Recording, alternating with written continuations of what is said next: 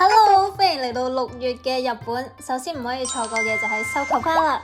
去大阪嘅朋友呢，市區長居植物園就可以睇到，呢度有成萬棵靚到暈嘅繡球花花海，花期成個月，勁長易追。建議大家去呢個行程預2個鐘，因為繡球花嘅位置喺個公園嘅最篤，行入去都要啲時間嘅。入場費大人300yen咋，幾抵睇㗎！你會睇到羽山長廊、風鈴小路。幾好啊，幾有心思，整咗幾多嘢俾你睇。繡球花又叫紫陽花、白鮮花，初夏代表性花卉，象徵圓滿團圓。顏色會隨住土壤酸鹼值變化嘅，酸啲咧就紫色、藍色，鹼啲就粉色、紅色。花型大致分為3類：圓形、lace、圓錐，大家都靚，打喎！靜雞雞話俾你知，6月去日本有數啊！嗱，首先呢段時間日本係冇公眾假期啦，仲係旅遊淡季，冇咁多人。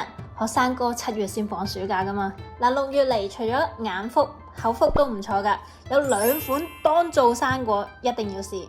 第一樣係蜜瓜，又平又抵食嘅話，推薦 carrots， 日本常見嘅網狀綠色蜜瓜嚟，一個都只係980 yen，港紙48蚊到啫，超多汁。甜過食糖喎，買嗰啲果糖好過分喎喂！中意食甜嘢嘅會好中意食。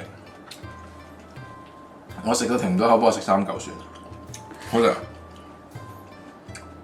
太甜。第二樣係車厘子，可以試下櫻桃之王美譽嘅佐藤錦，產自山形縣，酸中帶甜。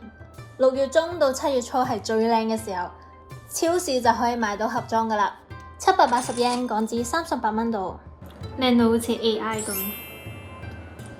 車厘子又冇香港嗰啲咁紅喎，呢好淺色。喂，但係香港啲大粒好多同埋甜啲喎，香港嗰啲掠出嚟好似血咁噶嘛，呢個冇咁多嘅。